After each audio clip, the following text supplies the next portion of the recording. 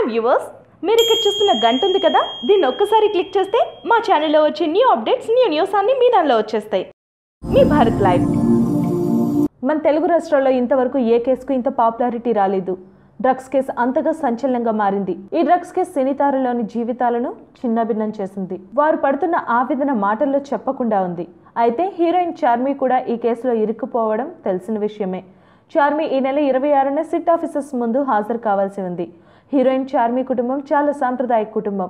చార్మి పేరు వస్తున్నప్పటి నుండి ఆమె తల్లిదండ్రులు చాలా మానసిక వేదనకు గురవుతున్నారని చార్మి ట్వీట్ చేసింది. ఈ బాధను తట్టుకోలేక చార్మి పేరెంట్స్ చార్మిని ఇంట్లో నుంచి గెంటి వేశారని ఫిలిం నగర్ సర్కిల్లో ఈ న్యూస్ వైరల్ అయింది. నీవు నిరపరాధివే అయితే ప్రూవ్ చేసుకో, అప్పుడైతేనే ఇంటికి రావాలి, అప్పటి వరకు ఇంట్లో ఉండొద్దని అన్నారని వార్తలు వినిపిస్తున్నాయి. అక్కడి నుండి కేసు విచారణకు హాజరవుతుందని తెలుస్తుంది. సో ఫ్రెండ్స్, మరి విన్నారు కదా, చార్మిని ఇంట్లో నుంచి గెంటేశారంట.